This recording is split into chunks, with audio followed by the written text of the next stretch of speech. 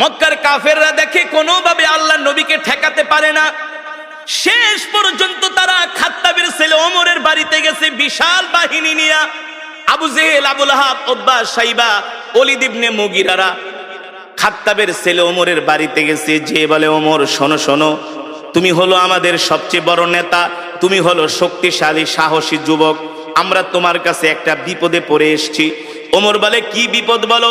বলে, এই মুহাম্মদ আমাদের বিরুদ্ধে অপপ্রচার করে, এই মুহাম্মদ বানায়া বানায়া কবিতা বলে সেটাকে কোরআন বলে চালায় দেয়। ওমর বলো, আমরা তো মুহাম্মাদের এই কর্মকাণ্ড মেনে নিতে পারি না। বলেন নাউজুবিল্লাহ। ওমর ছিলেন বুদ্ধিমান, জ্ঞানী। ওমর ছিলেন, এ কারণে একটা প্রবাদ বাক্য আছে, মূর্খ বন্ধুর চেয়ে জ্ঞানী শিক্ষিত শত্রুও ভালো। আবু জেহেল আগে ছিল শিক্ষিত, এখন হয়ে গেছে মূর্খ। কারণ ছিলেন আবাল হেকাম, হেকমতের অধিকারী, জ্ঞানের বাবা, এখন হয়ে গেছেন মূর্খের বাবা আবু জেহেল। এই মূর্খ শয়তান আয়েশা বলে, ওমর শোনো, মুহাম্মদ খুব ডিস্টার্ব করতেছি, মুহাম্মদকে তোমাকে ছাড়া কেউ দমাতে পারবে না, তোমাকে ছাড়া কেউ দমাতে পারবে না। ওমর বলে, বলো কি করা যায়? বলে, মুহাম্মদরে সাইজ করো। নাউজুবিল্লাহ বলবেন না?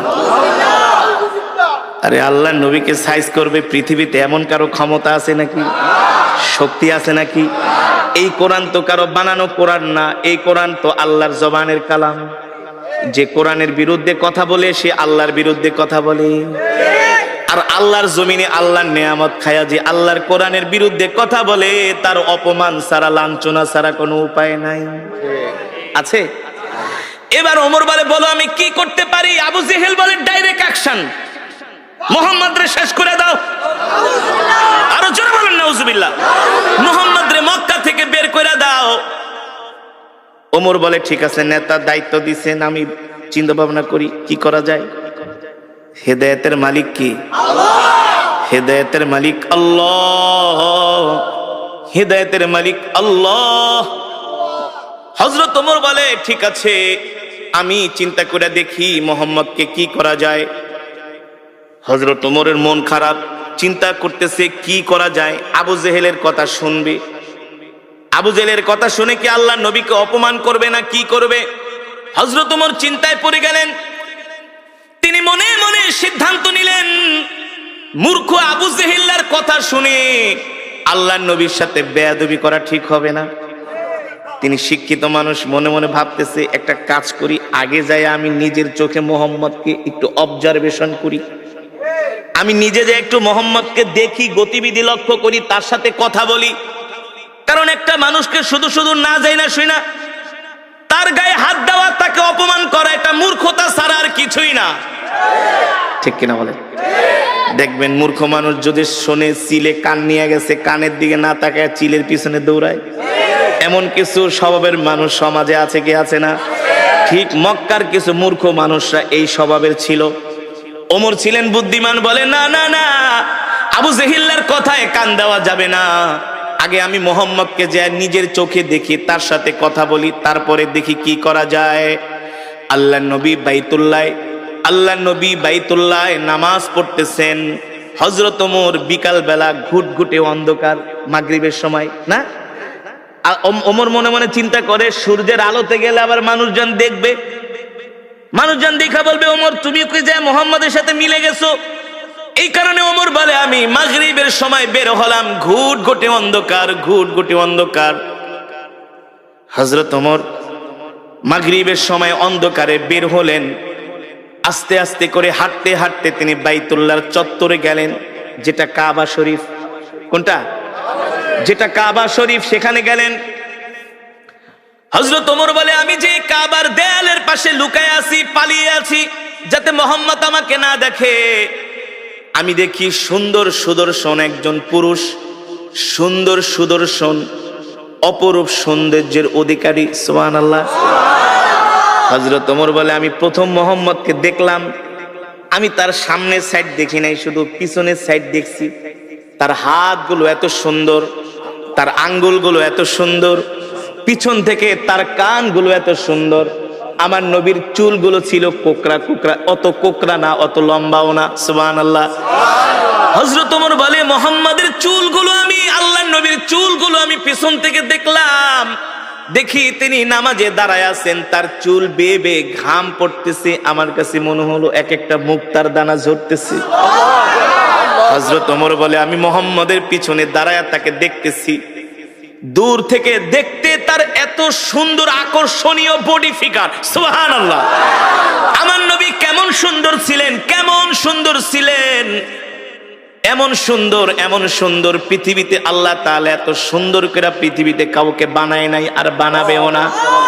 হযরত ওমর বলে আমি এবার মুহাম্মাদের পিছন দিকে দেখতেছি, মনে আছে নাকি?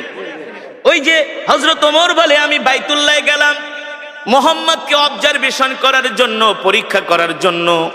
আবু জেহেলদের কথা শুনে খামাকা মুহাম্মদের সাথে খারাপ ব্যবহার করব না, আগে নিজের চোখে যায় আমি মুহাম্মদকে দেখি আসলে সে ব্যক্তিটা কেমন। এবার হযরত ওমর বলে আমি পিছনে দাঁড়ায় দাঁড়ায় মুহাম্মাদের পিছনের সৌন্দর্য দেখায় আমি পাগল হয়ে গেছি। আল্লাহু আকবার। আরে এত সুন্দর মানুষটা মিথ্যা কথা কিভাবে বলে? এটা তো হইতে পারে না। মক্কার কাফেরা বইলা গেছে এ ওমর, মুহাম্মদ হলো একটা মিথ্যাবাদী, মুহাম্মদ হলো একটা পাগল। বলেন নাউজুবিল্লাহ। মুহাম্মদ হলো একটা জাদুকর।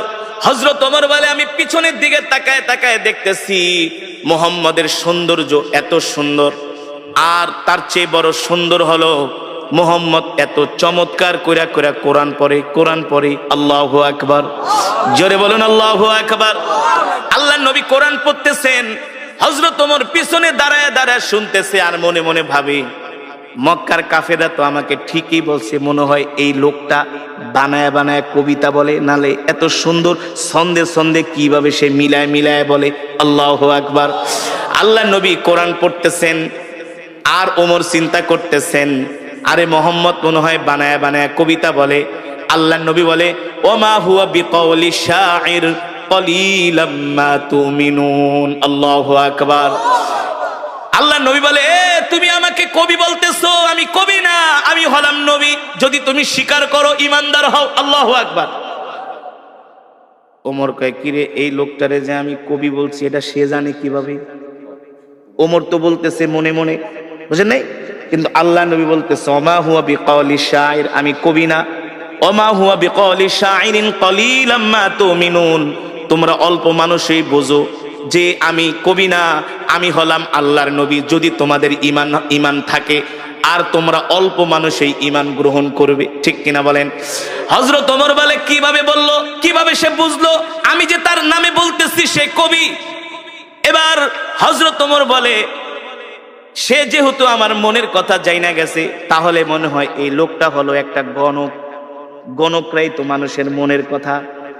আল্লাহ নবী বলেন ওমা হুয়া বিকাউলি শাইর কলিলাম মা তুমিনুন ওয়ালা বিকাউলি কাহিন কলিলাম মা তাযাক্কারুন। আল্লাহু আকবার। এ তুমি আমাকে গণক ভাবতেছো, আমি গণক না, আমি গণক না। তুমি যেটা ভাবতেছো তোমার ভাবা সত্য নাই, আমি হলাম আল্লাহর নবী। ঠিক কিনা বলেন? তানজিলুম মির রাব্বিল আলামিন। আমি গণক না, আমি গণক না, আমি যেটা পড়তেছি সেটা হলো আমার রবের পক্ষ থেকে কোরআন। আল্লাহু আকবার। হযরত ওমর বলে এ লোকটাকে আমি গণক বললাম, সে বলে আমি গণক না। আমি যে তাকে গণক বললাম সেটা কিভাবে জানলো? আল্লাহু আকবার। আবার বলতেছে আমি যেটা তেলাওয়াত করতেছি এটা হলো আমার রবের পক্ষ থেকে আমাকে দেওয়া কোরআন। হযরত ওমর অবাক হয়ে গেল যে আমার মনের কথা এই লোক কিভাবে জানে। এখন রহস্য লাগছে কি লাগছে না? হযরত ওমর বলে এই রহস্যর উদ্ঘাটন আমাকে করতেই হবে, আর যদি রহস্যর উদ্ঘাটন করতে হয় তাহলে তো আল্লাহর নবীর সাথে কথা বলতে হবে। কথা না বলে তো আর রহস্যর উদ্ঘাটন করা যাবে না। হযরত ওমর দাঁড়ায় আছে। আল্লাহর নবী যখন নামাজ শেষ করলেন, আল্লাহর নবী তার হুজরার দিকে যাবেন। হযরত ওমর যায়া তার পথ রোধ করলেন, বললেন ইয়া মুহাম্মদ কিফ, ও মুহাম্মদ দাঁড়ান, আপনার সাথে আমার কিছু কথা আছে। আল্লাহর নবী বলে ইমশি মাই, চলেন আমার সাথে, আমার বাড়িতে যেয়ে কথা বলবো। আল্লাহর নবী হযরত ওমরকে নিয়ে বাড়িতে চলে গেলেন। সুবহানাল্লাহ বলে। আল্লাহর নবী হযরত ওমরকে নিয়ে বাড়িতে চলে গেলেন। আল্লাহর নবীর সাথে হযরত ওমর যখন বাড়িতে গেলেন, হযরত ওমর বারবার আল্লাহর নবীর চেহারার দিকে তাকায়, সুবহানাল্লাহ। আর সে নিজে নিজে মাপতেছি, ভাবতেছি, চিন্তা করতেছি, আল্লাহর নবীকে বোঝার চেষ্টা করতেছে।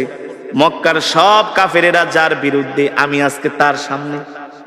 হ্যাঁ, মক্কার কাফেরেরা যার বিরুদ্ধে এত মিথ্যা প্রোপাগান্ডা ছড়িয়েছে, আমি তার সামনে। কিন্তু তার চেহারা দেখলে মনে হয় সে হলো পৃথিবীর সবচেয়ে ভালো মানুষ। তার সাথে কথা বললে মনে হয় তার মতো এত সুন্দর আখলাকওয়ালা, ব্যবহারওয়ালা মানুষ মক্কার জমিনে একজনও নাই।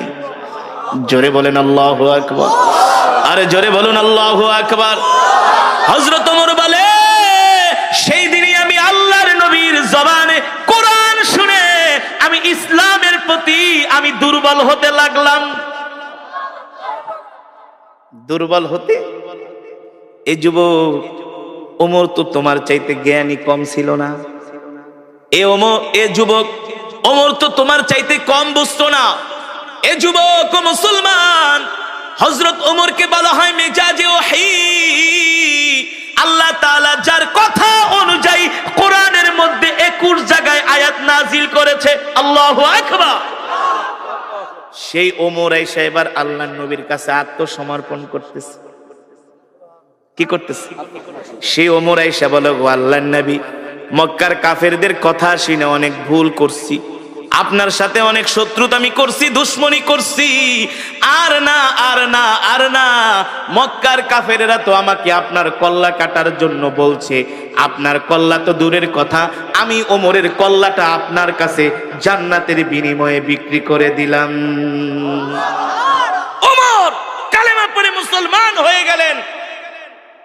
যুবক, তুমি তো নামাজই পড়ো না, নিজেকে মুসলমান দাবি করো। আছে না সমাজের মধ্যে? মসজিদে মুসল্লি নাই, নামাজ পড়ে না, নিজেকে অনেক বড় মুসলমান দাবি করে। আর হযরত ওমর আল্লাহর নবীর হাতে হাত রেখে কালেমা পড়ে মুসলমান হয়ে গেলেন। হযরত ওমর মুসলমান হওয়ার পরে হযরত ওমর বলে, আল্লাহর নবী আমাকে অনুমতি দেন, আমি মক্কার সব গোত্রের মানুষের কাছে যে দ্বীনের দাওয়াত দিব। আল্লাহর নবী বলে, ওমর আস্তে আস্তে। হযরত ওমর বলে, আস্তে আস্তে কে? আপনি কি সত্য নবী না? চলে বলেন সুবহানাল্লাহ। আমি অবশ্যই সত্য নবী। বলে, আপনি যদি সত্য নবী হয়ে থাকেন, আজ থেকে আমি ওমর ঘোষণা দিলাম, আমার জান, আমার মাল, আমার সম্পদ সব আমি আল্লাহর রাস্তায় দিয়ে দিলাম। আমি আপনার হয়ে গেলাম, আমি আপনার হয়ে গেলাম। ওগো নবী, আমি আপনার হয়ে গেলাম, আমার সব কিছু আল্লাহর রাস্তায় দিয়ে দিলাম। আপনি আমাকে অনুমতি দেন, আমি মক্কার সব কাফেরদের কাছে যায় দ্বীনের দাওয়াত দিব। হযরত ওমরের ঈমান চলে আসছে, পাওয়ার হয়ে গেছে, ঈমানের পাওয়ার। এখন আর আল্লাহ ছাড়া কাউকে ভয়। মুসলমানদের দ্বিতীয় খলিফা নাম কি? জোরে বলুন, নাম কি? ওমর কে?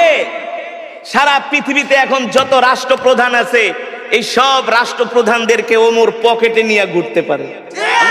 সারা পৃথিবীর রাষ্ট্রপ্রধানদের মাথায় যে ঘিলু আছে, এই ঘিলু ওমরের বাম আঙ্গুলের ভিতরে ছিল। সারা পৃথিবীতে যত আধুনিক রূপকার যা হয়েছে, রাস্তাঘাট, কালভার্ট, ব্রিজ, সারা পৃথিবীকে আজকে যেভাবে সাজানো হয়েছে, সব হযরত ওমরের পরিকল্পনা। জানেন, এই যে নাইট গাটের যে প্রচলন, খাল খনন করার যে প্রচলন, তারপরে আপনার সেনাবাহিনী গঠন করার যে প্রচলন, দেশের সীমান্ত পাহারা দেওয়ার যে বিএসএফ, বিডিআর, যে সীমান্তের অতন্দ্র প্রহরী, এই সব কিছু গঠন করেছিলেন হযরতে ওমর। সব করেছিলেন মোল্লারা। কারা কারা কারা কারা? মোল্লারা। হ্যাঁ, হযরত ওমর কে? তিনি খাত্তাবের ছেলে ওমর। তোমার মতো আমার মতোই ছোটখাটো নেতা না। ওমরকে দেখলে ইবলিস শয়তান পর্যন্ত ভয় পাইতো। এই ওমর কে? যাকে বলা হয় মেজাজে ওহী, যাকে বলা হয় মেজাজে ওহী, এই ওমর কে? আল্লাহু আকবার। এখনো কালেমা পড়ে মুসলমান হয় নাই। ওমর ছিল আল্লাহর নবীর সবচেয়ে বড় দুশমন। সবচেয়ে বড় কি? মক্কার আবু জেহেল এসে ওমরকে খেপায় দিছে, ওমর তোমার মতো একটা সাহসী যুবক থাকতে মুহাম্মদ আমগো ধর্মের 12টা বাজায় ফেলাইতেছে। তুমি খাত্তাবের ছেলে ওমর, তোমার রক্তের দাম আছে, তোমার বংশের দাম আছে। মুহাম্মদ মানুষ যার আশেপাশে কেউ নাই, সেই শুধু একটা কোরআন দিয়া পুরা মক্কাটারে জ্বালায় ফেলাইতেছে। এটা ওদের ভাষা, ওদের ভাষা। মোহাম্মদ রে থামাও, মোহাম্মদ রে দমাও, মোহাম্মদকে সামনে বাড়াইতে দিও না। আমরা এত বড় বড় নেতা থাকতে মোহাম্মদ আমাদের সামনে এসে আমাদের ধর্মের নামে এসে অপপ্রচার করে যায়, এটা ওদের ভাষা। আসলে তো অপপ্রচার না, আল্লাহর নবী তো কোরআনের প্রচার করে, ঠিক কিনা বলেন? আল্লাহর নবী বলছেন, আল্লাহ তাআলা বলছে, হাবিব ইয়া আইয়ুহার রাসূল বাল্লিগ মা উনজিলা ইলাইকা মির রাব্বিক ওয়া ইল্লাম তাফআল ফামা বাল্লাগতা রিসালাতা। বাংলাদেশের কিছু মানুষ মনে করে শুধু ওয়াজ করা হুজুরদেরই দায়িত্ব। কিছু মানুষ মনে করে না যে ধর্মের কথা শুধু হুজুররা বলবে, না, ধর্মের কথা শুধু হুজুররা বলবে না। ইসলাম ধর্মটা আল্লাহর কাছ থেকে হুজুররা লিস্ট নেয় নাই। এই ধর্মের কথা বলা, কোরআনের কথা বলা, রাসূলের হাদিসের কথা বলা প্রত্যেকটা ঈমানওয়ালা মুসলমানের দায়িত্ব, কর্তব্য, ঠিক কিনা বলেন? আপনি একটা কলেজের, আপনি একটা স্কুলের প্রিন্সিপাল, আপনার দায়িত্ব হলো আপনি আপনার ছাত্রদেরকে কোরআনের কথা বলবেন, তাদেরকে দ্বীনের কথা বলবেন। আপনি একটা কলেজের অধ্যাপক, আপনি একটা কলেজের ভিসি, আপনি একটা ভার্সিটির ভিসি, আপনার দায়িত্ব হলো আপনি আপনার ছাত্রদেরকে দ্বীনের কথাগুলো বলবেন। আপনি দেশের প্রধানমন্ত্রী, আপনি রাষ্ট্রপতি, আপনি এমপি, আপনি মন্ত্রী, আপনি চেয়ারম্যান, আপনি মেম্বার, আপনি সমাজের অনেক বড় নেতা, আপনারও দায়িত্ব হলো কোরআনের কথা বলা, ঠিক কিনা বলেন? ঠিক না? এখন তো কিছু সাধারণ মানুষ মনে করে শুধু হুজুররাই বলবে, সব হুজুরদেরই কাজ। না, প্রত্যেকটা মুসলমানকে আল্লাহ তাআলা দুনিয়ার জমিনে কেন পাঠিয়েছেন? আল্লাহ তাআলা প্রত্যেকটা মুসলমানকে দুনিয়ার জমিনে পাঠিয়েছেন তার দ্বীনের দাওয়াত দেওয়ার জন্য, ঠিক কিনা বলেন? আল্লাহর নবী আল্লাহ তাআলা তার উপর কোরআন নাজিল করলেন আর বললেন, ইয়া আইয়ুহার রাসূল বাল্লিগ মা উনজিলা ইলাইকা মির রাব্বিক ওয়া ইল্লাম তাফআল ফামা বাল্লাগতা রিসালাতা ওয়াল্লাহু ইয়াসিমুকা মিনান নাস ইন্নাল্লাহা লা ইয়াহদিল কওমাল ফাসিকিন। আল্লাহ রাব্বুল আলামিন বলেন, নবী আমি আল্লাহ আপনার উপর যেই কোরআন নাজিল করেছি, এই কোরআন নিয়ে শুধু আপনি ঘরে বসে থাকবেন না। এই কোরআন শুধু আপনাকে একা তেলাওয়াত করার জন্য নাজিল করা হয় নাই। এই কোরআন শুধু বাবা মারা যাবে 40 দিন পরে 10 জন ইমাম দাওয়াত দিয়া গরু কেটে 40টা খাওয়াবে আর খতম পড়াবে, এই কারণে আল্লাহ কোরআন দেয় নাই। বছরে 1 মাস শুধু রমজান মাসে খতমে তারাবি পড়বেন আর হুজুরদেরকে দাওয়াত দিয়ে 1 খতম কোরআন পড়াইবেন। আল্লাহ শুধু এই কারণে কোরআন দেয় নাই। এই কোরআন এত সস্তা কোরআন না, এই কোরআন এত সস্তা জিনিস না। পৃথিবীর ইহুদি খ্রিস্টানরা সব কিতাবের মধ্যে তারা 2 নাম্বারই করেছে, হাত দিয়েছে, কিন্তু আল্লাহর কোরআনে এখনো হাত দিতে পারে নাই। কথা বলেন না কেন? তা বোঝেন না কেন? এটা এত সস্তা কোরআন না যে কোরআনের তেলাওয়াত শুনলে পাথরের মতো হৃদয়টা মোমের মতো গলে যায়, ঠিক না? আল্লাহ তাআলা বলে, হাবিব আপনাকে যে কোরআন দেওয়া হয়েছে, এই কোরআন দিয়ে আপনি মক্কার জমিনে কাফেরদেরকে দাওয়াত দেন। এই কথা শুধু আল্লাহ তাআলা তার নবীকে একা বলেন নাই, এই কথা আমাকেও বলা হয়েছে, আপনাকেও বলা হয়েছে। এই মাহফিলে যত যুবক আছেন সবার উপরে এই কোরআনের দাওয়াত দেওয়ার দায়িত্ব একা শুধু আমার উপরে না, শুধু আলেমদের উপরে না, প্রত্যেকটা কলেজ, ইউনিভার্সিটি, স্কুল থেকে শুরু করে যত সরকারি কর্মকর্তা আছে, বেসরকারি কর্মকর্তা আছে, সবার দায়িত্ব হলো আল্লাহর কোরআনের কথা বলা, আল্লাহর কোরআনের দাওয়াত দেওয়া, ঠিক কিনা বলেন? আল্লাহ তাআলা তার হাবিবকে ডাক দিয়ে বলে, হাবিব আপনি কোরআনের কথা বলে যান। আল্লাহর নবী আল্লাহর নির্দেশ পায়া ঘরে বসে থাকেন নাই, কোরআনের দাওয়াত দেওয়ার জন্য ঘর থেকে বের হয়ে গেছি। আল্লাহর নবী আবু জেহেলকে ডাক দিয়া বলে, চাচা আমি আল্লাহর নবী, আল্লাহ আমাকে হেদায়েত দিয়ে মক্কার জমিনে পাঠাইছে। ও আবু জেহেল চাচা আপনি কালেমা পড়ে মুসলমান হয়ে যান। আবু জেহেল বলে, মোহাম্মদ তুমি নিজে বানায় বানায় কবিতা বলো আর কোরআন বইলা চালায় দাও, তোমার মতো মিথ্যাবাদীকে আমি নবী মানতে পারবো না। বলেন নাউজুবিল্লাহ। আমার নবী না ছিলেন চিকন, না ছিলেন মোটা, স্লিম, স্মার্ট, সুদর্শন। এখন তো যুবকরা জিম করে, বডি বিল্ড আপ করে। কি করে? জিম করে। জিম, নামাজ নাই, রোজা নাই, হাফ প্যান্ট পরে শুধু জিম করে সারাদিন, বডি বিল্ড আপ করে। যুবক তোমার নবী কে জানো? পৃথিবীর করছে। আল্লাহু আকবার। শুধু সুন্দর নয়, পৃথিবীর যত মেধা, যত জ্ঞান, যত ইলম, উতিতুল ইলম, যত জ্ঞান আছে সব জ্ঞান দিয়া আল্লাহ আমার নবীকে দুনিয়াতে পাঠিয়েছেন। আল্লাহু আকবার। রাষ্ট্র পরিচালনা করার যোগ্যতা কি? রাষ্ট্র পরিচালনা করার যোগ্যতা, ময়দানে যুদ্ধ করার দক্ষতা আমার নবীর যেমন ছিল, পৃথিবীর এমন কোন যোদ্ধা, এমন কোন রাষ্ট্রপ্রধান আজ পর্যন্ত আসে নাই, আসবেও না। সব দিকে আমার নবী ছিলেন 100-তে 100। জোরে বলেন সুবহানাল্লাহ। এই কারণেই আম্মা জান আয়েশা বলেছেন, মিশরের রমণীরা, মিশরের প্রেসিডেন্টের স্ত্রী, আজিজ মিস্ত্রির স্ত্রী জুলাইখা রানিং প্রেসিডেন্ট মিশরে। কোথায়? পয়গম্বর ইউসুফ আলাইহিস সালামের চেহারা দেখা পয়গম্বরের জন্য পাগল হয়ে গেছে, পাগল হয়ে গেছে। আমি যখন মিশরে পড়াশোনা করতাম, আমি মাঝে মাঝে কায়রোতে যেতাম, কায়রোর বাজারে। তো মাঝে মাঝে কায়রোতে যাওয়ার পরে এত সুন্দর মিশরের পুরুষগুলো, সব এক সাইজ। কয় সাইজ?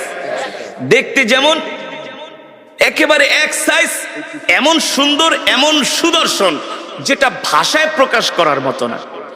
তো পুরুষের সৌন্দর্য যদি এমন হয়, তো রমণীরা কেমন হইতে পারে? এবার চিন্তা করেন তো, জুলাইখা কেমন সুন্দর। সে পয়গম্বর ইউসুফের চেহারা দেখে পাগল হয়ে গেছে। জুলাইখার বান্ধবীরা চিঠি লেখছে, এ জুলাইখা, কার জন্য পাগল হলি? তুই একটা প্রেসিডেন্টের স্ত্রী হইয়া সাধারণ একটা গোলামের জন্য পাগল হয়ে গেছস। জুলাইখা বান্ধবীদেরকে পত্র লেখছে, এই দূর থেকে সমালোচনা করিস না, সামনে আইসা একটা নজর দেখা যা, ক্র্যাশ খেয়ে যাবি, ক্র্যাশ, পাগল হয়ে যাবি, নজর ফিরাইতে পারবি না। সুবহানাল্লাহ। জোরে বলুন সুবহানাল্লাহ। জুলাইখা ছিলেন চালাক, বুদ্ধিমতী। তার বান্ধবীদেরকে ডাকছে, আয়, দূরে থেকে তো আমারে গালাগালি করো, সামনে এসে দেখা যা, এক ঝলক দেখা যা, এক নজর দেখা যা। জুলাইখার বান্ধবীরা আসছে, সবার হাতে আপেল দিয়েছে। কি দিয়েছে? আপেল আর ছুরি দিছে। যে গোলামে লেগা পাগল হইছি, একটু পরে গোলাম এদিক দিয়ে যাবে, এক নজর দেখবি, বেশি না। কয় নজর? এক নজরের বেশি দেখা যাবে না, নিষেধ। বারবার তাকানো যাবে না। জুলাইখার বান্ধবীরা গেলে পাগল হয়ে গেছে। কি এমন পুরুষ যেটা একেবারে এক নজর দেখা লাগবে? কি এমন সৌন্দর্য? জুলাইখার বান্ধবীরা তো আর বোঝে নাই, যখন পয়গম্বর ইউসুফ আলাইহিস সালাম সামনে দিয়ে হেঁটে যাচ্ছে, জুলাইখার বান্ধবীরা খুশ গল্প করে আর আপেল খায় কেটে কেটে। পয়গম্বর ইউসুফ যাচ্ছেন, এক বান্ধবী আর এক বান্ধবীকে, বন্ধু দেখ, তাকায় দেখ, এটা কি মানুষ নাকি ফেরেশতা? সুবহানাল্লাহ। এটা মানুষ যাচ্ছে নাকি ফেরেশতা? মানুষের চেহারা তো এত সুন্দর না। আল্লাহু আকবার। জুলাইখার বান্ধবীরা আপেল খাইবে তো দূরের কথা, পয়গম্বর ইউসুফ আলাইহিস সালামের চেহারার দিকে তাকায়, আপেল কাটতে কাটতে একেবারে আঙ্গুল কেটে ফেলায় রক্ত বের করে ফেলাইছে। কিন্তু তার নজর চেহারার থেকে নজর ফিরাতে পারে না। জুলাইখা ছিলেন বুদ্ধিমতী, সেও কিছু তাকাই আছে এক নয়নে। জুলাইখা ডাক দিয়ে, কিরে, আপেল খাবি না ওই গোলামডারে দেখবি? জুলাইখা সব বান্ধবীরা হাতের দিকে তাকায় দেখে আঙ্গুল কেটে ফেলাইছে, রক্ত পড়তেছে। জুলাইখাকে, ব্যাপার কি? পিছনের থেকে না গালাগালি করছিলি, পিছনের থেকে না ভৎসনা করছিলি, এখন তারে দেখার পরে চোখ ফিরাইতে পারস না, আঙ্গুল কেটে ফেলাইছস, কারণ কি? জুলাইখার বান্ধবীরা, বান্ধবী রে, মাপ চাই, ভুল করছি, সরি। এই গোলাম যে এত সুন্দর জীবনেও কোনোদিন ভাবতে পারি নাই, মনে হয় এটা মানুষ না, আসমান থেকে ফেরেশতা আইসা পড়ছে। আল্লাহু আকবার। জোরে বলেন আল্লাহু আকবার। আম্মা জান আয়েশা সিদ্দিকা রাদিয়াল্লাহু তাআলা আনহা বলেন, মিশরের রমণীরা পয়গম্বর ইউসুফের চেহারা দেখে আঙ্গুল কাটতে কাটতে, আপেল কাটতে কাটতে তারা আঙ্গুল কেটে ফেলেছে, তারা রক্তাক্ত হয়ে গেছে। আমার স্বামী মুহাম্মদ সাল্লাল্লাহু আলাইহি সাল্লামের চেহারা যদি তারা দেখতো, আঙ্গুল কাটতো না, আপেল কাটতো না, কলিজা কেটে ফেলতো, কলিজা। তারপরে আল্লাহর নবীর চেহারা থেকে নজর ফিরাতে পারতো না। আল্লাহু আকবার। এমন সুন্দর চেহারা আল্লাহ আমার নবীকে দান করছে। আমার নবী যেটা করছেন সেটাই ফ্যাশন। সেটাই কি ফ্যাশন। আমার নবী যে স্টাইলে চুল কেটেছেন সুন্নত তরিকা, বাংলাদেশের আর্মিরা সেভাবে চুল কাটে। কারা? আর্মিরা চুল কাটে। আমি মিশরে গিয়ে থাইল্যান্ডে গিয়েছিলাম একটা প্রোগ্রামে। থাইল্যান্ডের রাজধানী ইয়ালা থেকে 800 কিলোমিটার দূরে, যেখানে 75% মুসলমান। প্রতি মহরম মাসে সেখানে একটা প্রোগ্রাম হয়। সারা পৃথিবী থেকে তারা আন্তর্জাতিক যারা কারি সাহেব আছে তাদেরকে দাওয়াত দিয়ে দিয়ে তারা মহরম মাস 10 তারিখ আছে না, তারা প্রোগ্রাম করে। সেই থাইল্যান্ডের মুসলমানরা প্রত্যেকটা থাই মুসলিম ছেলেদের চুল দেখি ছোট ছোট। আর যখন ব্যাংককে আসি এক একটার চুলে দেখি ডেঙ্গুরের বাসা, বল্লার বাসা, পাখির বাসা, হ্যাঁ হনুমানের মতো দেখা যায়। তো আমি থাইল্যান্ডের মুসলিম যুবকদেরকে জিজ্ঞেস করলাম, তোমরা এইভাবে চুল কাটো কেন? সবাই দেখি এক সাইজ চুল। বলে এটা হলো নবী মুহাম্মদ সাল্লাল্লাহু আলাইহি সাল্লামের সুন্নাহ। জোরে বলেন সুবহানাল্লাহ। এখনকার যুবকরা তো স্টাইল করে, কি করে? মেসির স্টাইলে চুল কাটে, নেইমারের স্টাইলে চুল কাটে, নেইমারকে অনুসরণ করে। তাদের গায়ের গেঞ্জি এমন টাইট, তারা প্যান এমন ভাবে পরে পাছার অর্ধেক বের হয়ে যায়। এমন যুবক আছে কি আছে না? পুরা মাথা খালি, উপর দিয়া চুল। জিজ্ঞেস করি এইভাবে চুল কাটছো? বলে হুজুর এটা হলো এখন বর্তমান সময়ের আধুনিক স্টাইল, আধুনিক ফ্যাশন। এভাবেই আধুনিক মডার্ন যারা, তারা এইভাবেই চুল কাটে। যুবক তুমি জানো না পৃথিবীর সবচেয়ে আধুনিক ছিলেন তোমার আমার নবী, বিশ্ব নবী জনাবে মুহাম্মদুর রাসূলুল্লাহ সাল্লাল্লাহু আলাইহি ওয়াসাল্লাম। ঠিক কিনা বলেন? তিনি 1450 বছর আগে যেই ফর্মুলা দিয়ে গেছেন, বর্তমান আধুনিক বিজ্ঞান সেটা মানতে বাধ্য। সেটা কি? মানতে বাধ্য। তোমার আমার নবীকে জানো, তোমার আমার নবীকে জানো। পৃথিবীর যত যোগ্যতা, সব যোগ্যতা আল্লাহ তাআলা আমার নবীকে দান করেছিলেন। আমার নবী প্রতি সোমবার আর বৃহস্পতিবার রোজা রাখতেন। আপনি এখন ডাক্তারের কাছে যান, আপনাকে তারা বলবে যদি সুস্থ থাকতে চান তাহলে ফাস্টিং করেন। ফাস্টিং যাকে বলে কিটো ডায়েট, মানে আপনি বেশি বেশি না খায়া থাকবেন। কি করবেন? না খেয়ে থাকবেন। ডাক্তারের কাছে যান, ডাক্তার বলবে এই বেশি পেট ভরে খায়েন না, তাইলে রোগ হবে। 3 ভাগ খান, 1 ভাগ খালি রাখেন। 3 ভাগ খান, 1 ভাগ খালি রাখেন। আপনি দেখবেন যদি প্রচুর পরিমাণে খাওয়া দাওয়া করেন, আপনার কাছে একটা অস্বস্তি লাগবে। না পারেন হাঁটতে, না পারবেন বইতে, না পারবেন ঘুমাইতে। আর 3 ভাগ খান, 1 ভাগ খালি রাখেন, দেখবেন শরীরটা কত সুস্থ লাগে। ঠিক কিনা বলেন? যেটাকে বলা হয় ফাস্টিং। এর উদ্ভাবন কে করেছে? এই ডায়েট কন্ট্রোল কে শিখিয়েছে? আমার নবী, আপনার নবী জনাবে মুহাম্মদুর রাসূলুল্লাহ সাল্লাল্লাহু আলাইহি ওয়াসাল্লাম। ঠিক কিনা বলেন? জাপানের ডাক্তাররা বলে বেশি বেশি ফাস্টিং করো, বেশি বেশি না খায়া থাকো, বেশি বেশি রোজা রাখো, রোজা রাখলে তুমি সুস্থ থাকবা। এই ফর্মুলা তো কে শিখিয়েছেন? আল্লাহর নবী শিখিয়েছেন। বর্তমানে এখন দাঁতের ডাক্তারদের কাছে গেলে প্রচুর টাকা দিতে হয়। ঠিক কিনা বলেন? প্রচুর টাকা দিতে হয়। আমি থাইল্যান্ডে গিয়েছি, ব্যাংককে একটা ডক্টরের কাছে। তিনি আমার দাঁতগুলো চেক করলেন।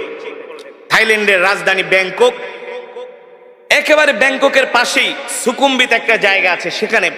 আর থাইল্যান্ড হলো পৃথিবীর সবচেয়ে চিকিৎসার দিক থেকে বর্তমানে 5 নম্বরে আছে পুরা পৃথিবীতে, অল পৃথিবীতে, স্বাস্থ্যের দিক থেকে, চিকিৎসার দিক থেকে। তো আমাকে এক ভক্ত বলে, হুজুর থাইল্যান্ডে আইছেন, আমাদের দেশের শিল্পপতিরা তো আসে থাইল্যান্ডে ডাক্তার দেখাইতে, তা আপনি যেহেতু আইছেন একটু ডাক্তার দেখাইবেন নাকি? আমি বলি ভাই এত টাকা পয়সা তো আমার নাই। টাকা চিন্তা করেন কে, সব আমি দিব, আপনি শুধু ডাক্তার দেখান। আমি যে মসজিদের জুমা পড়ে গাজীপুর শ্রীপুরে একটা মসজিদ, আমার মসজিদের যিনি সভাপতি হাজার হাজার কোটি টাকার মালিক, তো সে শুনছে আমি থাইল্যান্ডে গেছি। হুজুর আপনি যতদিন থাকেন থাইল্যান্ডে আমার হোটেল আছে, আপনার জন্য হোটেল ভাড়া, খাওয়া দাওয়া সব ফ্রি। ফোন দিয়ে আগে হুজুর কোনো চিকিৎসা করবেন কিনা, তাহলে করে আসেন, সব পেমেন্ট আমি করে দেবো। তো চিন্তা করলাম আমার দাঁতে একটু সমস্যা, দাঁতটা থাইল্যান্ডে দেখা যায়, থাইল্যান্ডের দাঁতের চিকিৎসা খুব ভালো। তো আমি একটা ডেন্টালিস্টের কাছে গেলাম। তা আমি তো আর থাই ভাষা বুঝি না, ইংলিশ বলতে পারি, ওরা ইংলিশটাও ততটা বোঝে না।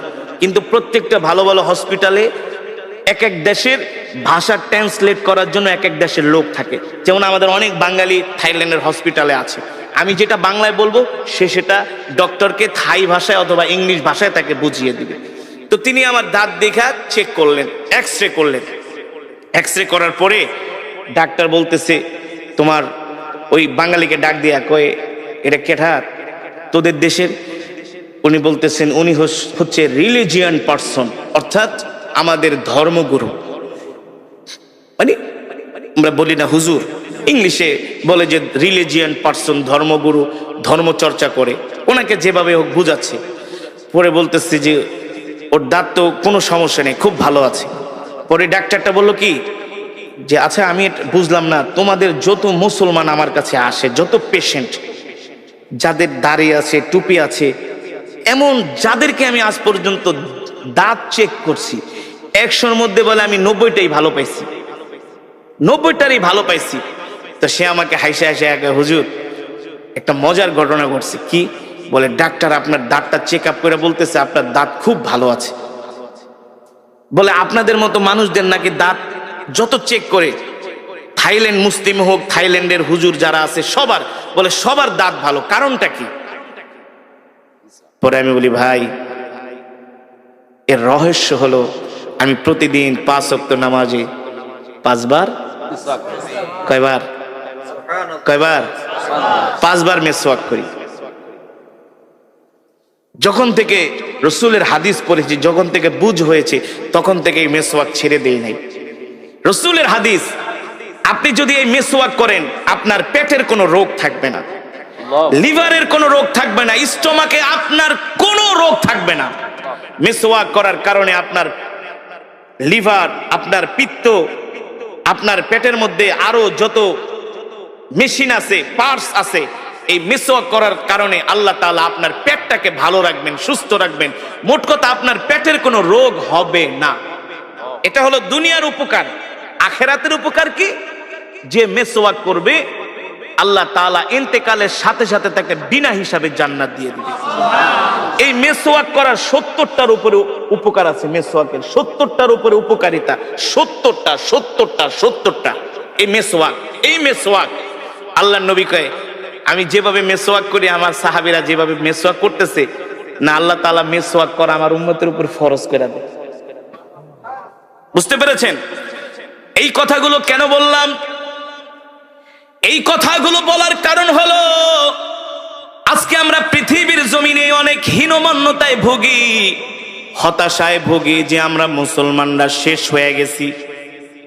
আল্লাহর নবী বলে না না না, ও উম্মত তোমরা আমাকে অনুকরণ করো। আমি নবী হলাম তোমাদের জন্য আদর্শ, তোমরা আমাদের আদর্শে আদর্শবান হও। তোমরা আমার সুন্নতগুলো মানো, তোমরা আমার সুন্নতগুলো চর্চা করো। তোমাদের ঘরের মধ্যে, সমাজের মধ্যে আমার সুন্নতগুলো তোমরা জিন্দা করে দাও, দেখবা তোমাদের ঘরগুলো জান্নাতের টুকরায় পরিণত হয়ে গেছে। ঠিক কিনা বলেন? পায় না। আজকে তো আমরা গরু খাওয়া মুসলমানে পরিণত হয়ে গেছি। আমরা নিজেকে মুসলমান দাবি করি, অথচ আল্লাহর কোরআন আমরা পড়তে জানি না। আমরা নিজেকে মুসলমান দাবি করি, কোরআন বিশুদ্ধভাবে তেলাওয়াত করতে জানি না। অথচ তলাবুল ইলমি ফরিদাতুন আলা কুল্লি মুসলিম, প্রত্যেকটা মুসলমানের উপরে কোরআন শিক্ষা করা হলো ফরজ। এই কোরআনের তেলাওয়াত শুনে ওমর কালেমা পড়ে মুসলমান হয়ে গেছে। বলে আমি যেই দিন আল্লাহর নবীর জবানে বাইতুল্লাহ কোরআন শুনেছি, সেই দিন থেকে আমি ইসলামের প্রতি দুর্বল হয়ে গেছি। ইসলাম আমার হৃদয় জয় করেছে এই কোরআনের তেলাওয়াত শুনে। সেই কোরআনই তো আমি আপনাদের সামনে তেলাওয়াত করলাম। দুঃখের বিষয়, আমাদের সমাজের মেজরিটি পার্সেন্ট মানুষ কোরআন পড়তে জানে না। 60-70 বছর হয়ে গেছে, 10টা সূরা মুখস্থ করতে পারে না। ঠিক কিনা বলুন? বিশুদ্ধভাবে পড়তে পারে না। অথচ আমরা নিজেকে অনেক বড় ইমানদার দাবি করি, অনেক বড় ইমানওয়ালা দাবি করি। নামাজ ভঙ্গের কারণ 19টি। কয়টি? তার মধ্যে একটা অন্যতম কারণ হলো নামাজে অশুদ্ধ পড়া। নামাজে অশুদ্ধ পড়া। আমরা আমাদের সন্তানরা কোরআন শিখছে কিনা সেই দিকে খবর নেই না। ইংরেজি শিক্ষক রাখি সন্তানের জন্য মাসে 5,000 টাকা বেতন দিয়া। কথা বলেন। ইংরেজি শিক্ষক রাখি 5,000 টাকা বেতন দিয়া, গণিতের শিক্ষক রাখি 6,000 টাকা বেতন দিয়া, ছেলেকে বাংলায় অনার্স করাই, ইংলিশে অনার্স করাই, মাস্টার্স করাই, ডক্টরেট করাই, পিএইচডি করাই। আর কোরআন শিখানোর জন্য মসজিদের মুয়াজ্জিনকে জায়গা, হুজুর আমার ছেলেরে পড়াইবেন? কয় পড়ামু। বেতন কত? কয় বেশি না, 500 দিতে পারেন। কত? তাও মাসে, বছরে 6 মাস বাকি। কথা কন। নিজেও কোরআন পড়তে পারে না, সন্তানকেও কোরআন শিখায় নাই। অথচ রাসূলের সাহাবীরা কেমন ছিলেন জানেন? তারা আল্লাহর নবীর কাছে আয়েশা কোরআন নিয়ে বসে থাকতেন। কোরআন এখনো সেই ধারাবাহিকতা চালু আছে। মসজিদে নববীর প্রতিটা পিলারে পিলারে কিন্তু কোরআনের মক্তব। পুরো মসজিদে নববীতে 1200-র উপরে মক্তব আছে। মক্তব এখন তো বাংলাদেশে মক্তব বন্ধই হয়ে গেছে। আগে ছোটবেলায় দেখতাম ফজরের পরে ইমাম সাহেব ঘোষণা করতো, এই মক্তবের ছাত্র ছাত্রীরা তাড়াতাড়ি করে মক্তবে আসো। ঠিক না? ইমাম সাহেবের কাছে যে আগে আমরা কায়দা পড়তাম, সিপারা পড়তাম, কোরআন শরীফ পড়তাম। বাড়িতে আসার সময় 10 মিনিট জোরে জোরে সূরা মুখস্থ করে সালাম শিখাইতো, যে বাড়িতে যায় আগে মা বাবাকে সালাম দিবা। আজকে আমরা আমাদের সন্তানদেরকে কোরআন শিখাই না, দিন শিখাই না, নিজেও শিখি না, সন্তানদেরকেও শিখাই না। এই কারণে আমাদের সন্তানগুলো দিন দিন নষ্ট হয়ে যাচ্ছে। হচ্ছে না? 6-7 এর ছেলেরা এখন ওপেনলি রাস্তায় দাঁড়ায় সিগারেট খায়। 8 এর ছেলেরা সিগারেট খায়।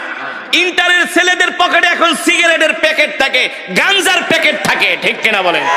বানিয়ে বলছি। 6-7 এর পোলাপান সিগারেট খায়। এই সিগারেট খাও কাকে? আপনার বাপের টাকা দিয়ে খাই? আপনার বাবার টাকা দিয়ে খাই? আপনি বলার কে? আমার বাবার টাকা দিয়ে আমি সিগারেট খাই। আস্তাগফিরুল্লাহ। আমার সন্তানগুলো এমন বেয়াদব কিভাবে হলো? কারণ কি? আমরা তাদেরকে ধর্মীয় শিক্ষা দিচ্ছি না, দ্বীনি শিক্ষা দিচ্ছি না। আগে তো দরকার ছিল সন্তানদেরকে দ্বীনি শিক্ষা দেওয়া। কথা বলেন? রাগ করতেছেন? আজকে স্কুল কলেজে কি হচ্ছে? ধর্মীয় শিক্ষা তো নাই, ধর্মীয় শিক্ষা নাই। আমি বানিয়ে বলছি। এই যে কোরআন আমি পড়লাম, আমাদের সন্তানরা 10টা সূরা মুখস্থ পড়তে পারে না। উচিত তো ছিল আমাদের সন্তানদেরকে আগে কোরআন শিখানো, দিন শিখানো। অবশ্যই অবশ্যই আমার সন্তান কলেজে পড়বে, ইউনিভার্সিটিতে পড়বে, আমার সন্তান ডাক্তার হবে, ইঞ্জিনিয়ার হবে, বড় ব্যবসায়ী হবে, বড় নেতা হবে। এটা আমার গর্ব, এটা আমার গর্ব। কিন্তু কোরআন না শিখলে তো আমার সন্তান সব শিক্ষা পরে আমার সন্তান বিপদগামী হয়ে যাবে, দিন হারা হয়ে যাবে, ইসলাম হারা হয়ে যাবে। এ কারণেই তো ওই দিনকে দেখলাম টেলিভিশনের মধ্যে অনেক অভিভাবক কান্না করে বলতেছে, আমরা স্কুল কলেজের এই কারিকুলাম শিক্ষা ব্যবস্থা চাই না। বলে কেন? বলে এই শিক্ষা ব্যবস্থার মধ্যে শিখার মতো কিছুই নাই। ঠিক বানায় বলছি? বলুন আমি বানিয়ে বলছি? এই কথাগুলো কেন বললাম? আমাদের সন্তানদেরকে যদি ধর্মীয় শিক্ষা দেওয়া না হয়, এই কোরআন যদি না শেখানো হয়, আর 1, 2, 3 যুগ পরে দেখবেন যে জেনারেশন গুলো আসবে, আপনি মসজিদ বানাইবেন কিন্তু মুসল্লি পাইবেন না। আপনি মসজিদ বানাইবেন, টাইলস লাগাইবেন, এসি লাগাবেন, মসজিদের 300 হাত দূরে বসে আপনার ছেলেরা চায়ের দোকানে বাংলা সিনেমা দেখবে আর গাঁজা খাবে। এখন তো সেটাই হচ্ছে। কথা বলেন? সেটা হচ্ছে। মসজিদ পাকা হচ্ছে, মসজিদ সুন্দর হচ্ছে, কিন্তু মুসল্লি নাই। আছে? আমি চাঁদপুর এক মাহফিলে গেছি, মতলব, চাঁদপুর মতলব, মায়া চৌধুরীর এলাকা।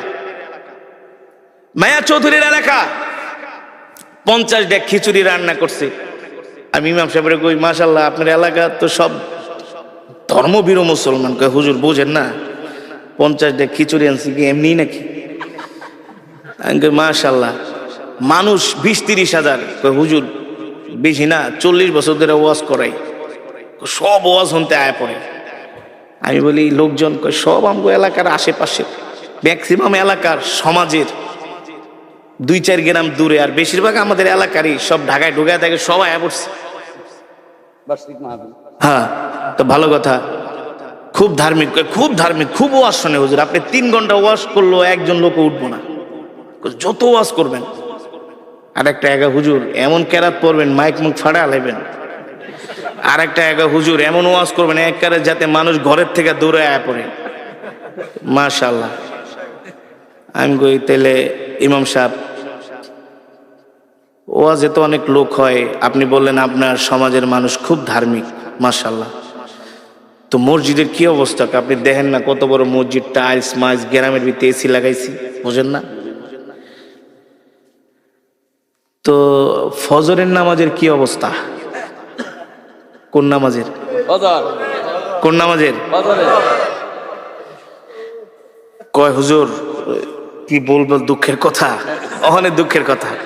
এতক্ষণ তো পুরা ফাল পারছে, খিচুড়ি খাওয়া, এই করায় সেই করায়। হুজুর কি কমু? হ্যাঁ হুজুর কি কমু, খাই 80 করে, 80 ঘর পর্যন্ত, বুঝেন নাই? খাই 80 ঘরে, মানে 80 বাড়ির থেকে বাটিতে ইমাম সাহেবকে খাবার পাঠায়, তো ভালোই খান। হ্যাঁ খুব মহব্বত করে। তো মুসল্লি হুজুর ফজরের নামাজে 8 জন মুসল্লিও হয় না।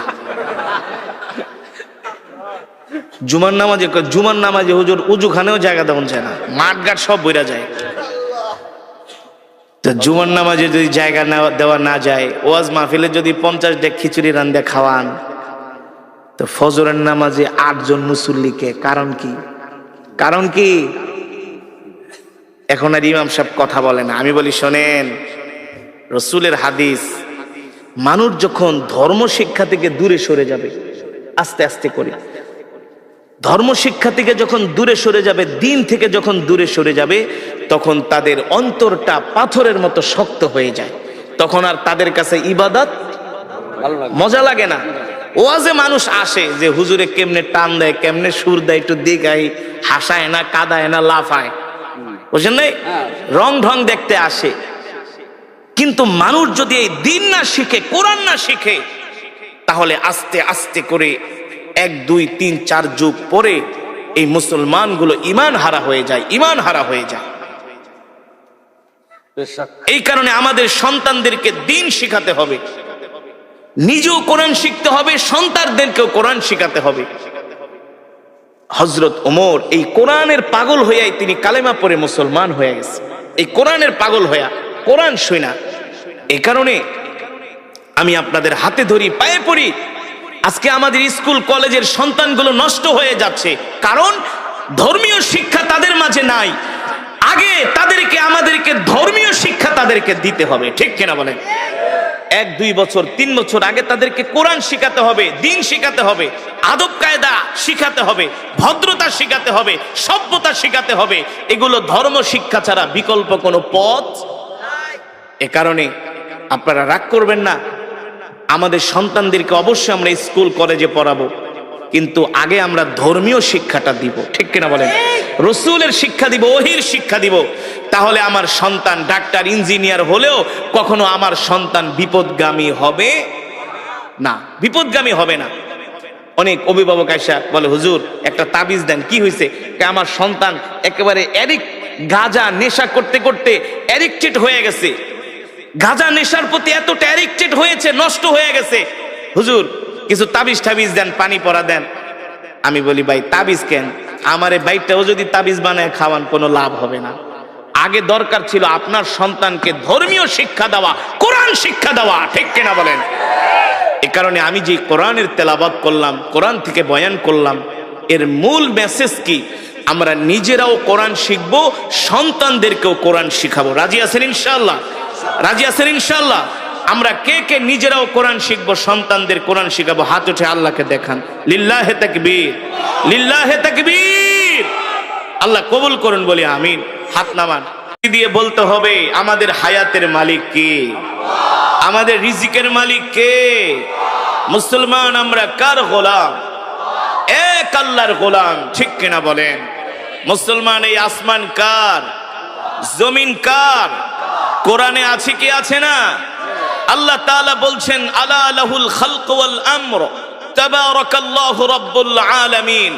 আমার নবী যখন মক্কার জমিনে এই কোরআনের দাওয়াত দিতেন, এই কোরআনের তেলাওয়াত করতেন, এই কোরআনের কথা বলতেন, আবু জেহেল, আবু লাহাব, উতবা, শাইবা, ওলীদ ইবনে মুগিরারা আল্লাহর নবীর কোরআনের তেলাওয়াতের বিরুদ্ধে তারা দাঁড়িয়েছিল। তারা কোরআনের তেলাওয়াতকে পছন্দ করত না। মক্কার মানুষ যাতে কোরআন শুনতে না পারে, তারা সব রকমের বাধার প্রাচীর হয়ে দাঁড়িয়েছিল। আল্লাহ তাআলা নবীকে ডাক দিয়া বলে, হাবিব, আপনি মক্কার কাফেরদেরকে বলে দেন, আলা লাহুল খালক ওয়াল আমর তাবারাকাল্লাহু রাব্বুল আলামিন। এ মক্কার কাফেরেরা, আমি যেই কোরআন পড়ছি, এই কোরআন আমি মুহাম্মদ বানায় বানায় বলি না, এই কোরআন হলো আল্লাহর জবানের কালাম। ঠিক কিনা বলেন? এই কোরআন কোন কবির কাব্য নয়, এই কোরআন কোন পৃথিবীর মানুষের বানানো কোন কাব্য নয়, এই কোরআন হলো আল্লাহর জবানের কালাম। মক্কার কাফেরেরা তোমরা যতই বিরোধিতা করো না কেন, আমি আল্লাহর নবী মুহাম্মদ বলছি, আলা লাহুল খালক ওয়াল আমর, আসমান যার আইন চলবে তার। ঠিক কিনা বলেন? জমিন যার বিধান তার, বিধান চলবে তার। আল্লাহর নবী বলে, এই মক্কার কাফেরেরা, তোমরা কোরআনের বিরোধিতা করে কিছুই করতে পারবে না। ইন্না নাহনু নাযালনা যিকরা ওয়া ইন্না লাহু লাহাফিজুন। আল্লাহ তাআলা বলে, হাবিব, মক্কার কাফেরদেরকে বলে দেন, কোরআন আমার, আমি আপনার উপর কোরআন নাজিল করেছি, আর এই কোরআন হেফাজত করার দায়িত্ব আমি আল্লাহ আমার নিজ হাতে গ্রহণ করেছি। আল্লাহু আকবার। মুসলমান, কোরআনের বিরুদ্ধে কত ষড়যন্ত্র হয়েছে আজ পর্যন্ত। কোরআনের একটা নক্তা জের জবর পেশের মধ্যে কেউ পরিবর্তন করতে পারে নাই। পেরেছে বলুন? যেমন কোরআন তেমন আছে তেমনই থাকবে। এই কোরআনের নক্তা জের জবর পেশের মধ্যে কেউ পরিবর্তন করতে পারবে না। আর কোরআনের সুর হলো পৃথিবীর শ্রেষ্ঠ সুর। ঠিক কিনা বলেন? কত গান মার্কেটে আসে না? কাইটা যায়, সিরা যায়, ফাইটা যায়, লয়া যায়, নাকি? কত নতুন নতুন গানের সুর আসে। যুবকরা নতুন নতুন শুই না এক একটা মাতাল হয়ে যায়। গানের সুর শুই না একেবারে খাম্বা ধরে দাঁড়ায় থাকে। 1 মাস 2 মাস গেলে ওই সুর, ওই গান মার্কেট আউট হয়ে যায়। ওই সুর আর কেউ শুনতে চায় না। ঠিক কিনা বলেন? আমার কথা বাস্তব নাকি অবাস্তব? আচ্ছা বলুন, একটা গান কয় মিনিটের হয়? সর্বোচ্চ 5-7 মিনিট। কেউ যদি 5-7 মিনিটের বেশি গান গায়, যত ভালো সুর হোক, যত মিউজিক, যতই কিছু লাগাক না কেন, আধুনিক বাদ্যযন্ত্র, দৌড়ো বেটা, এত ঘ্যান ঘ্যান প্যান প্যানানি ভালো লাগে না, নতুন কিছু বের কর। ঠিক কিনা বলুন?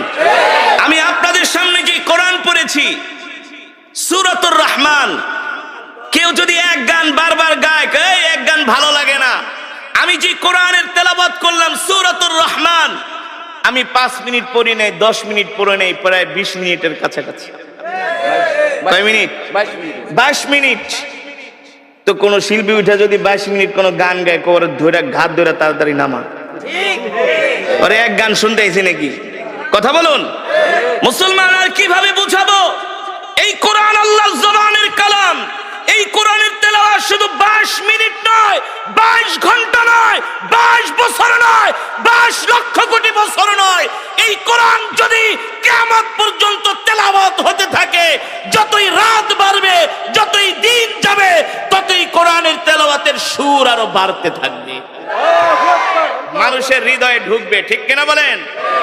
আরে যুবক, আজকে তো তোমাদেরকে কোরআনের মজমায় পাওয়া যায় না, তোমাদের তো কোরআনের মাহফিলে পাওয়া যায় না, তোমাদের তো মসজিদে পাওয়া যায় না, তোমাদের তো জিকিরের মজমায় পাওয়া যায় না, তোমাদেরকে পাওয়া যায় আইপিএল বিপিএল খেলার টেলিভিশনের সামনে।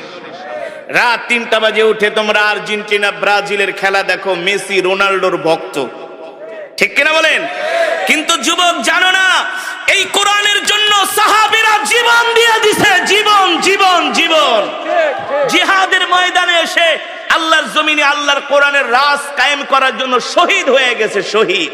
এখনো যারা কোরআন পড়তে পারেন না, মসজিদের ইমাম সাহেবের কাছে, খাদেম সাহেবের কাছে, মুয়াজ্জিন সাহেবের কাছে যায় কোরআন শিখবেন, বাধ্যতামূলক। ঘরওয়ালিকে কোরআন শিখাবেন, কোরআন শিখাবেন, কোরআন শিখাবেন।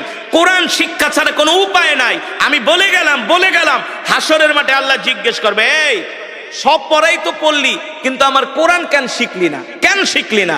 কোরআন শিক্ষা করা ছিল ফরজ। তলাবুল ইলমি ফরিদাতুন আলা কুল্লি মুসলিম। এই কোরআন শিক্ষা করা ফরজ। রাসূলের হাদিস ডাক্তার ইঞ্জিনিয়ার হওয়া ফরজ না, এটা দুনিয়াবি, এটা লাগবে, এটা হতে হবে, কিন্তু বাধ্যতামূলক কোরআন শিখতেই হবে। ঠিক কিনা বলেন? সন্তানদেরকে, আর যদি অনেকের সন্তান আছে অনেকগুলো, দুইটাকে মাদ্রাসায় দেন, দুইটাকে স্কুলে দেন, এটা ব্যালেন্স করেন। ব্যালেন্স, সমস্যা কি? সন্তানদেরকে আলেম বানান, হাফেজ বানান, সবগুলারে জেনারেল শিক্ষিত বানায়েন না। দুই সন্তানদের একটা মাদ্রাসায় পড়ান, আপনি ইন্তেকাল করলে আপনার কবরের পাশে যায় সূরা ইয়াসিন তেলাওয়াত করবে, আপনার জন্য দোয়া করবে, বুলেটের গুলি মিট যাবে সন্তানের দোয়া। আপনি মসজিদ থেকে ইমাম সাহেব ভাড়া করে নিয়ে দোয়া করাইবেন, আর আপনার সন্তান যদি আপনার জন্য দোয়া করে, দুইজনের দোয়া কোনোদিনই এক। আপনার সন্তান তো আপনার জন্য দোয়া করার সময় তার বুকটা ফেটে যাবে, ফেটে যাবে যে আমার বাবা শুয়ে আছে। আর ইমাম সাহেব যতই বুজুর্গ হোক, তাড়াতাড়ি করে দোয়া করে, নাহলে একটু বেশি করুক, করার পরে হাদিয়া নিয়ে চলে যাবে। আর সন্তান প্রতিদিন আপনার জন্য সূরা ইয়াসিন পড়ে দোয়া করবে, অটো অটো নেক আপনার কবরে যাবে। এই কারণে সন্তানদেরকে কলেজ ইউনিভার্সিটি তো পড়াবেন, মাদ্রাসায়ও পড়ায়েন, আলেম বানায়েন। দুইজন আমি অনেক জায়গায় দেখেছি, ভাই জজ, ভাই অনেক বড় ব্যারিস্টার, কিন্তু আরেক ভাই আলেম। ওই আলেম হওয়ার কারণে, একজনে আলেম হওয়ার কারণে আরো দুই তিনজন তার সোহবতে থাকতে থাকতে আলহামদুলিল্লাহ ধার্মিক হয়ে গেছে। ব্যালেন্স করেন, ব্যালেন্স। সবগুলারে শুধু স্কুল কলেজে পড়ায়েন না, দু একটারে মাদ্রাসায়ও পড়ান, আল্লাহর কাছে দোয়া করেন। আলেম হওয়া এত সোজা না, এই ওহির জ্ঞান আল্লাহ সবাইকে দেয় না, সবাইকে দেয় না। কত ছাত্ররা মাদ্রাসায় ভর্তি করায় কিন্তু ঝইরা যায়, ঝইরা যায়, আছে না, ঝরে যায়। সন্তানদেরকে আলেম বানান, এটাই হলো সবচেয়ে বড় বিনিয়োগ, ইনভেস্ট। এই ইনভেস্টটা করে যান, এটাই থাকবে। মেয়ে সন্তান হলে মহিলা মাদ্রাসায় পড়ে আলেমা বানান, হাফেজা বানান, তার গর্ভ থেকে জন্ম নিবে মোহাম্মদুল্লাহ হাফিজ, তার গর্ভ থেকে জন্ম নিবে হাজী শরীয়তুল্লাহ। ঠিক কিনা বলেন? তার গর্ভ থেকে জন্ম নিবে জগৎ বিখ্যাত আলেম। এ কারণে আপনাদের হাতে ধরি, পায়ে পড়ি, 5টা ওয়াক্ত নামাজ জামাতের সাথে পড়বেন, আর কোরআন তেলাওয়াত করবেন, সকাল সন্ধ্যা কোরআন পড়বেন, সকাল সন্ধ্যা কোরআন শিখবেন, সকাল সন্ধ্যা জিকির করবেন। রাজি আছেন ইনশাআল্লাহ? রাজি আছেন ইনশাআল্লাহ? আর মিথ্যা কথা বলবেন না, মানুষকে কষ্ট দিবেন না, মানুষের হক নষ্ট করবেন না, মানুষের সাথে খারাপ আচরণ করবেন না। আমরা মানুষের সাথে সুন্দর আচরণ করব, সুন্দর ব্যবহার করব। আমরা সবচেয়ে সমাজের ভালো ভদ্র মানুষ হওয়ার চেষ্টা করব, যাতে আমার ইন্তেকালের পরে সমাজের মানুষগুলো বলে, আহ, একটা ভালো মানুষ মারা গিয়েছেন। ঠিক কিনা বলেন? আল্লাহ তাআলা আমাদের এমন আল্লাহর পেয়ারা বান্দা হওয়ার তৌফিক দান করুন, বলি আমিন। আজকে যে কোরআনুল কারীমের তেলাওয়াত আমরা শুনলাম, বয়ান শুনলাম, এই কোরআন যেন আমরা সকলেই শিখতে পারি, এই কোরআন অনুযায়ী যেন আমরা চলতে পারি, আমাদের জীবনটাকে সাজাতে পারি। আল্লাহ তাআলা আমাদের সকলকে কবুল করুন, বলি আমিন। আর সাবধান, নামাজ ছেড়ে দিবেন না। রাত 12টা 1টা পর্যন্ত ওয়াজ শুনবেন, ফজরের নামাজ যদি না পড়েন, এই ওয়াজ শুনে কোনো লাভ নাই। 50 বছর ওয়াজ আর একটা ফজরের নামাজ তার চাইতে উত্তম। বুঝতে পেরেছেন? বুঝতে পেরেছেন? ফজরের নামাজটা জামাতের সাথে আদায় করবেন ইনশাআল্লাহ।